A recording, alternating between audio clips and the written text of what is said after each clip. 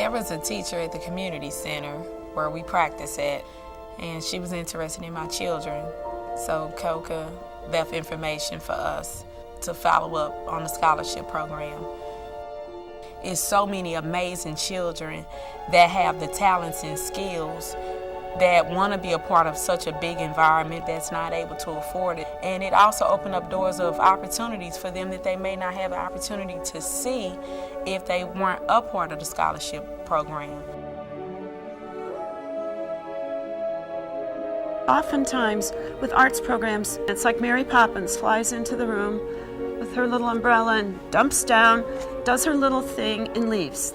I had my lesson plans. I had my objectives, what I wanted the children to learn, but just getting from point A to point B, I didn't have, I wasn't equipped for that.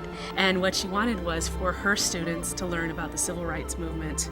And I said, well, let's do the sit-ins. You have to leave. We do not serve colors. We used drama, and we used music, and we used the poetry of Langston Hughes and the speeches of Martin Luther King. They're motivated, and they're just bubbling, like I said, with excitement. When are we going to do the Great Migration, Mrs. Turner? When are we going to get to that? It's coming. It's coming.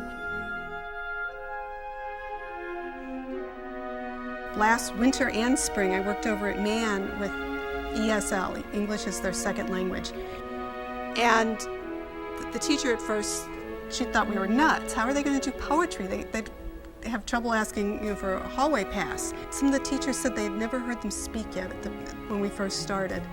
And by reading poetry and acting it out, doing creative movement, and to be able to stand there with this microphone, the little tiny voices, was just remarkable because it gave them such a sense of empowerment. They caught on very quickly, but that they can express themselves and that they can paint pictures, and most of all, that they can put their heart and emotions and questions about the world into that writing.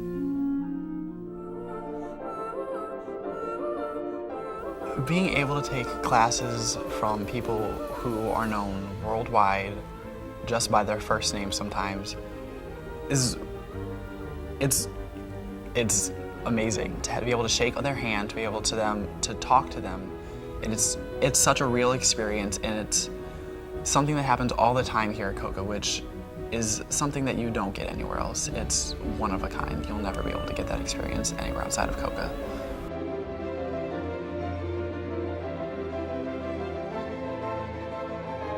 Children are engaged. They are joyful. That doesn't mean they're all going around with silly grins, but they're engaged, and it's not fake engagement. They are engaged in the learning process. The children are constantly getting positive feedback about their abilities, their capabilities, and then who they are right now at the moment. I see happy, successful children up on the stage, and in that moment that they're there, they're sharing a part of what they believe in with the entire world.